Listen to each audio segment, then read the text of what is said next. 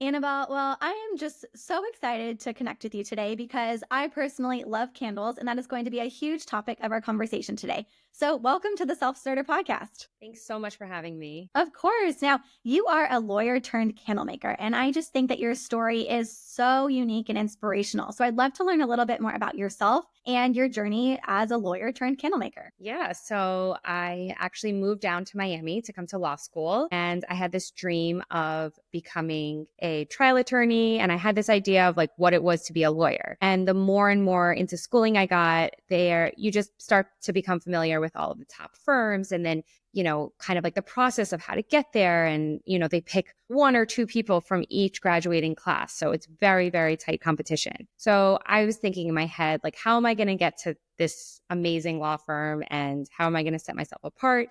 So for me, that journey meant clerking for a federal judge. So I ended up staying and clerking for a federal judge, loved it, great experience, learned a lot. It was very hard. And then I made my way to the law firm.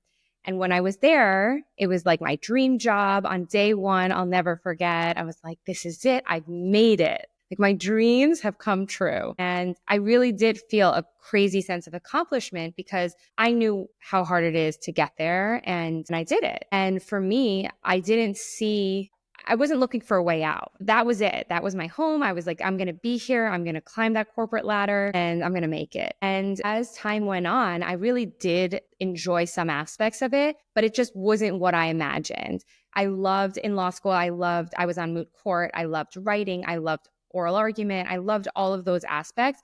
And when you work in a big firm, you don't get the opportunity to really do any of that for so long, if not ever. So I feel like my bubble was burst. And I think that I realized that it wasn't everything I dreamed of. And I wasn't extremely happy, but I wasn't miserable. But I felt like there was something else there for me, like out there, but I just didn't know what.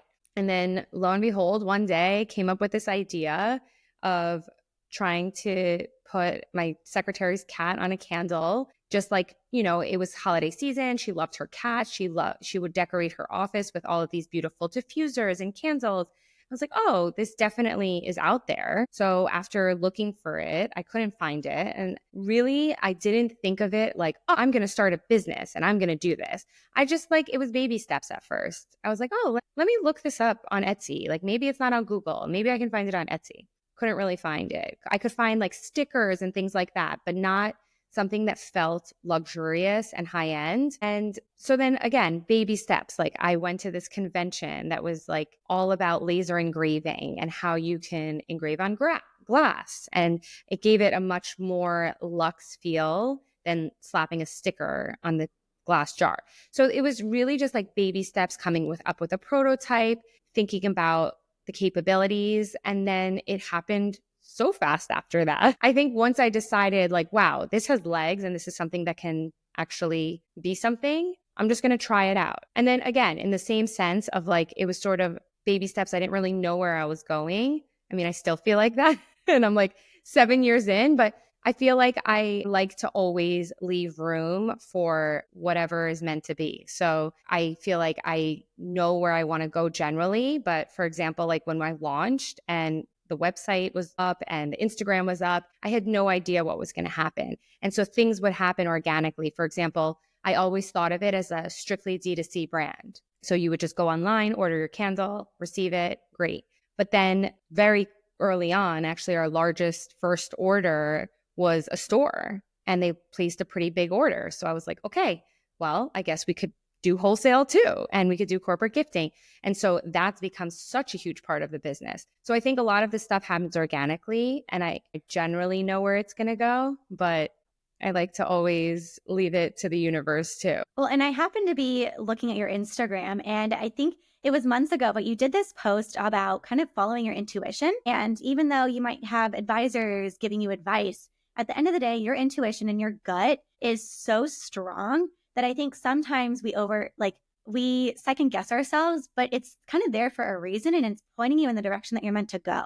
And even Absolutely. though you mentioned earlier that you had always wanted to be a lawyer, that you got there on your first day and this was your dream job, and you said, I made it. And you know what? You did. Like you made that happen. And that at the time was where you were supposed to be. But I think that as our story evolves, we're meant to be in different places, but it doesn't take away from our experience because I think that where you were at the time has been able to help you be where you are today, 7 years later, with a successful candle company because of the foundations that you implemented and the hard work. Because getting a law degree and getting your foot in the door is not easy. Not everyone can do it. And you did it. That's true. That's very true. And I totally agree with the fact that everything that I've done in the past has helped me at this point. And I would say probably the biggest thing is that when you're a lawyer, you have to be resourceful. Like Mhm. if you need to write a, a motion that, you don't necessarily, you just have to make it work for your side.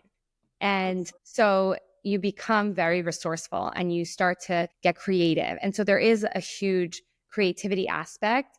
And so with Taja, it's the same thing. Like right now, for example, we have no wax because our wax comes from North Carolina and they were really affected by the storm, by the hurricane. So we're just getting really creative. And so it's just kind of every day, especially as an entrepreneur, you have to just figure things out and make things work. And it's just sometimes you got to be creative and be resourceful. And I feel like I got a lot of those skills from my past. Well, and even just thinking about putting your, was it the secretary's cat on a Yes. candle, that alone is very creative. So I think that's something that's very innate and natural to you. So how did it go? I know you mentioned like the baby steps that you took to be able to kind of take the first steps and really bring this to life. But at what point did you decide that this was something that was large enough that you were actually going to say goodbye to everything that you knew as a lawyer and go up full time on this business? Well, I think that it happened so quickly, I didn't have time to think about it. So, from the time that I launched the Instagram and the website to that first order from the store was a matter of days or weeks. So, it was really quick. And immediately when I saw that, I just knew I was like, this is something. I also didn't say goodbye thinking it was going to be this permanent long term thing. I didn't really know. So, in my head, I always said, I'm going to try this for a year. And we'll see at the end of the year, if I want to go back into big law, I probably can. So I'll just take a pause. People take years off all the time. So I was like, I'll just take a pause. I'll try this thing out. And if it doesn't work, no big deal. I go back to being a lawyer. I have all of that under my belt. I feel like after year 5, I was like, all right, I don't think I could ever go back to being a lawyer. Like no one's going to look at my resume and be like, oh yeah, we're going to hire this like mid-30s person who graduated like 10 years ago, just like wouldn't make sense. So yeah, I think at a certain point I was like, all right, I'm not hireable anymore. But like for the first couple of years, at least, I feel like I didn't have a lot of pressure because I knew that if it didn't work out, I could just, apply for jobs and probably get a job being a lawyer. Right, because you had that foundation to be able to go back to. So I'm sure there was like a comfort there knowing that that was always there as a just in case, but you obviously didn't need it. So I want to talk about when you said this one so quickly. So how did you find such success so quickly? I'm very lucky. No, I mean, look, I think it's like a mix of things. I think that being very tapped into the community was very helpful in the beginning. I always say in the beginning, if you're starting a business or anything, if you're starting a podcast, if you're starting anything and you need, support, always the lowest hanging fruit are your friends, family, people in your community. They want to help you. They want to support. So that's when you kind of lean on them. Then, like, if you want to be an actual business, you need other people. But in the beginning, it's always great to lean on that network that's around you because they're already there. And so you already have this captive audience. So use that first. And that's what I did. I mean, I would put candles at the gym that I would go to. And one of the women that work in the marketing department with the Miami Heat, which is our NBA team, she saw the candle in the lobby and she was like, oh, wow, this is branded. This is cool. And they were like, yeah, actually, it's a Miami brand. It's female owned. She comes to the gym, blah, blah, blah. And so like they made the connection and they were my first like really big corporate account. So, I mean, and that just like snowballed. And so I think that the community is there for you, and the people that maybe it's like 2 degrees of separation, they're there for you. So I always say like, that's kind of what contributed to like the momentum at first. And then of course, like referrals have always been huge for us. So when I would gift to friends and family, or, have an event and everybody wants to buy and support, well, then they gift to somebody else. And so then that somebody else says, wow, this is a great gift. I want to gift this for my so-and-so. And so then they buy it. It definitely took time, but you could see that snowball effect, and the circle just keeps getting bigger and bigger. And it's kind of awesome to see. Well, and I think that also is a testament to the product as well, because your immediate community is going to support you no matter what. But it's when it starts expanding that you really know that you have something that's really a great product, and your product's very unique. So I want to really tap into the product in general, because I think that has, and obviously you, has been what sets yourself apart from other candles that are out there. Yes, as the candle industry is a $1 billion industry. There's so many brands, there's so many different variations, and anybody can really make it in their kitchen. So it's not like a hard to produce item. But I think the 3 things that really set us apart are, number 1, we are non-toxic. So we make everything ourselves in-house in Miami. I have a candle maker, I have a candle engraver, we do our fulfillment. So I know everything that's going into these candles. 100% soy wax, non-toxic fragrance or essential oil, and that's it. So from like start to finish, like I know we don't add paraffin. Our fragrances don't have parabens or phthalate free. Like there's just such a long list of chemicals that are found in candles that we don't have. And I can't say that about 99% of other brands. And so I only light my own candles for that reason. I don't trust any other brand. I think also like a lot of them make them overseas and you just don't know. Like I can see every day what's going into them. So I think that is like first and foremost so important. Secondly, we customize everything. So from start to finish, you can completely customize your candle. Yes, you can pick the color, the size, the fragrance, great. But then you can go a step further. You can put your logo on it. You can put your kids' names on it. You can send us a photo of your pet. I mean, we can do anything and everything. And people use it for so many different occasions. It's kind of like the best part of having a D2C store, because you just can see such a variety of things and nothing is the same. So like obviously like the wholesale aspect, it's like very like step and repeat. It's like, oh, we're going to do a logo and that's cool. Great. But then like seeing kind of like the individual sentiments, they're the best. It's like, oh, like somebody's pet passed away, so we're going to send this candle in memory. Like it's just like, it's going to touch their heart and they're going to love it. And it's just going to be so thoughtful and meaningful. Or, we do so many engagement candles. Like I love those. I just know that if you're, it's such a like happy time. And when you're getting you're getting something with your name on it or with your engagement photo on it, it's just something special. So I think that sets us apart. And also on the lid, you can engrave a message. So you can just ditch a card and just like put a message on there. So it lives there forever. So you remember who got it for you, for what occasion. Like it's just thoughtful from head to toe. Then like what I would say is our third sort of pillar and what sets us apart is that we really care about our customer. And I think that's so hard to say now. More and more brands are moving to AI, which I am not against AI, but for this, I am. Like customer service AI is the worst. I mean, it's just frustrating and like cyclical, and like to get to a phone number and talk to a real person, like half the time, they're overseas, and like it's just like it's so difficult to actually get something resolved, and it does sour the experience. So I love the fact that when you call, you're talking to somebody, me or my team members, or you're emailing us, we're answering. You're not getting like an automated blanket answer, and you're not getting shoved to like a bot. So I think that makes us really unique, and I think it's also helped us with our relationships. And I think it's also led to like we have a very high return customer rate. So I think that that's like also contributed to that. And also like if somebody orders one candle and then they're like, wow, they've just been a pleasure to work with. Like I have a business. I'm going to use this for my business gifting for the holidays. There's like another huge order that just like organically came about. So I do love that part of our business too. Well, and I came from a sales background and I was always in the B2B world. So for people that don't know that, it's business to business. And I always say that I'm not in the B2B business, I'm in the human to human business.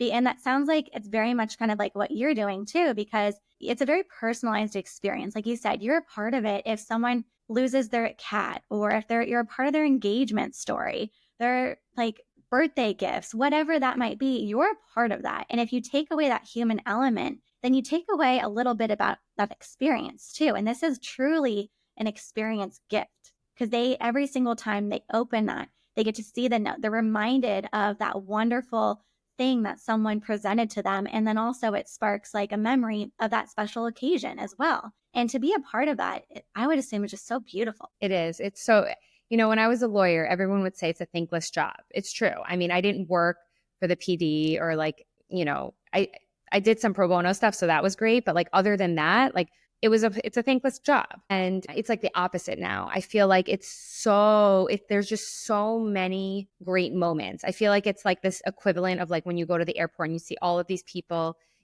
seeing their loved ones, and you just like, there's like a lot of love in that moment. I feel like the same way when I go through our orders, there's just so much goodness. Like it's all good stuff. And then like, how could you even if you wanted to go back into the law field, even though there's nothing wrong with it, but to be able to go from feeling like that every single day to, like you said, a little bit more of a thankless job, I would feel like that would be a little bit more of a hard one to go back to after being able to at this point.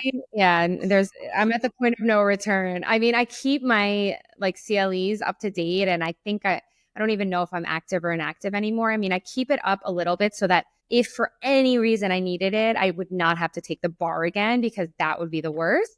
But like, I'm at the point of no return. No, and it's smart to keep all your certifications up to date. I think just in general for anyone, just especially after you went through all that schooling, you never know when life is going to throw you a curveball.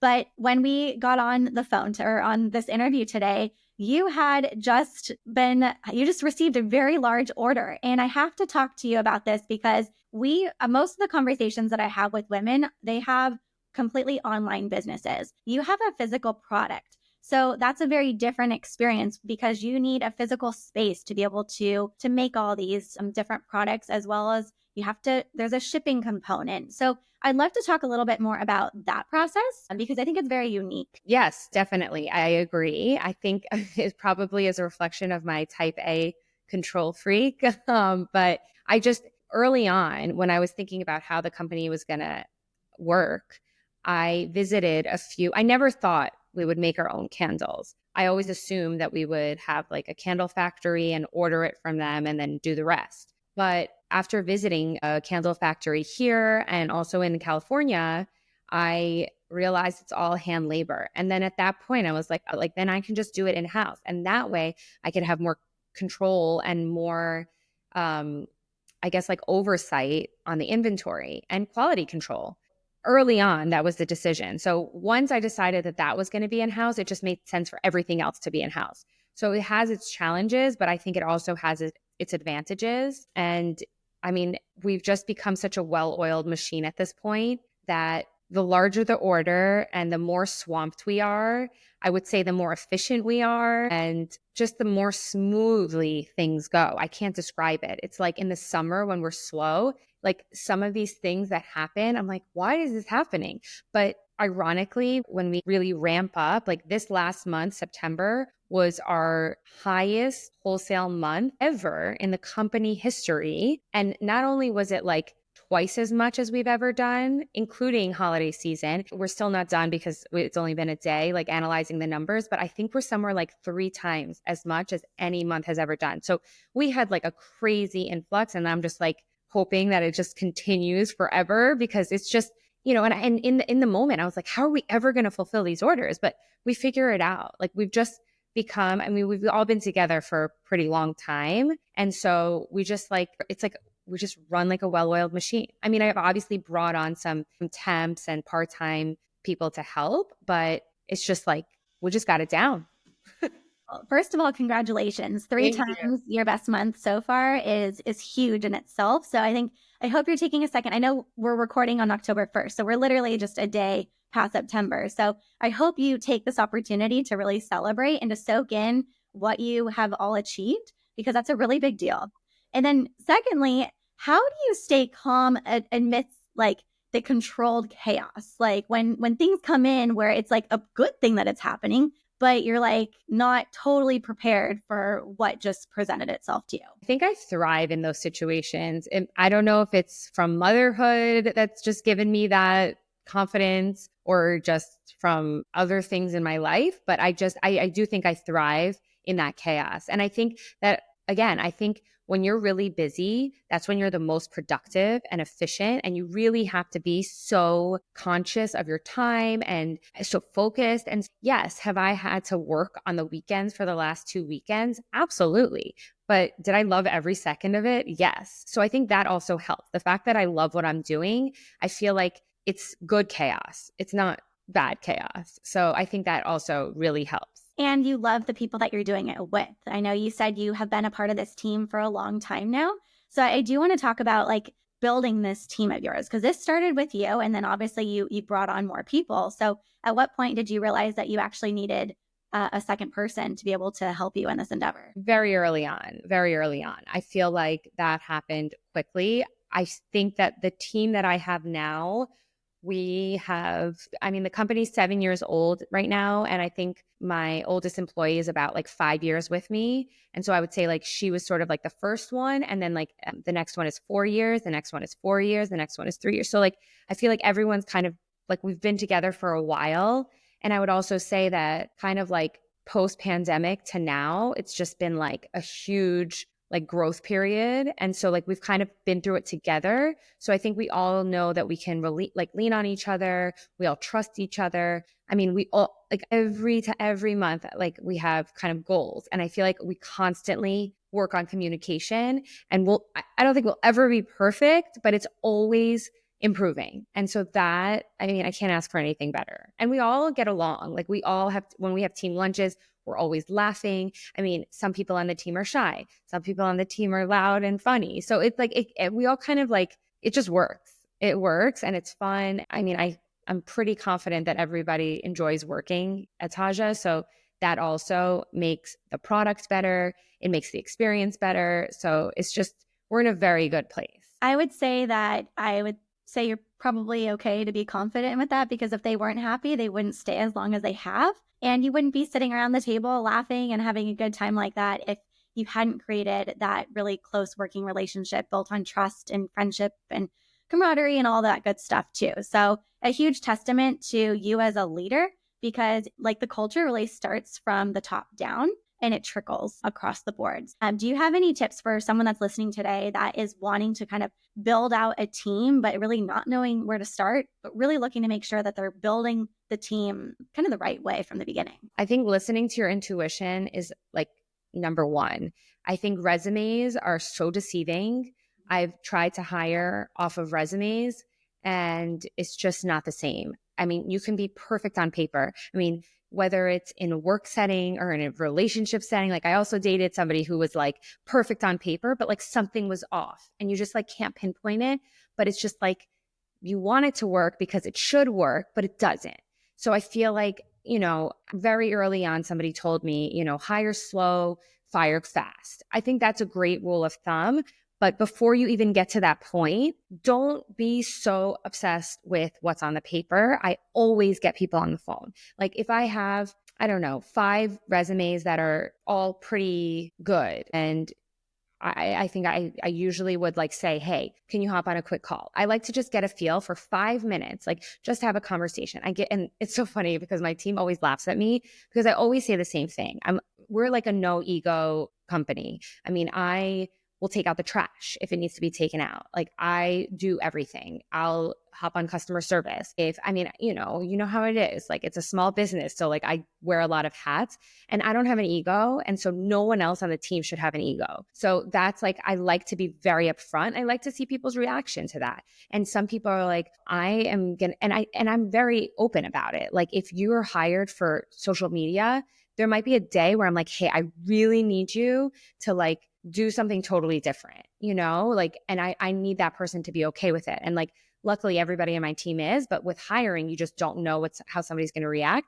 So I like to kind of put it all out there. And I like to say, hey, if this was a scenario, like, how would you feel? And, obviously, when people are interviewing, they're always like, if you feel happy with it, great. But like, you can still get a feeling. And so like really listen to that inner voice that's telling you yay or nay, because I think that speaks volumes more than, what's on paper. Well, and it sounds like you're really good at listening to your gut and your intuition, because you were talking about how things just happen so quickly and organically. And it's going back to that conversation where it happened organically because you listened to your gut and your intuition. It guided you there. And clearly you're using it again to be able to build your team and just grow this company to the levels that you have. And 7 years in and you're still going strong. You just had your best month yet. And I know going into holiday season, it's just going to kick into even hyper gear here. So I know you're probably going to be super busy, but really happy that our paths crossed, because I'm actually trying to switch to more of a non-toxic lifestyle after getting diagnosed with an autoimmune disease. So it's one of those things where you don't think about it sometimes until you're in the situation. You're like, oh, I probably need to like start thinking about what goes on my body and in my body and what am I breathing and things like that. We're around the same age. I'm not going to say the name of the company, but there was this big company with blue and white colors, and that's where we got all our body wash and body lotion and candles, and they smell divine. But once I learned what was in them, I can't shop there anymore. So being able to find a company like yours is like, I love a good candle. So it's nice to know that I can still indulge in this stuff without harming myself and my family. Totally. And I always say, like, I'm the same way. I have 2 autoimmune conditions, and I just I've just always been very health conscious. I've always been obsessive about what kind of water I'm drinking. And it's only gotten worse because like everything has gotten worse. Like our food has gotten worse and chemicals have gotten worse and all this toxicity has gotten so much worse. So we really have to take control of it.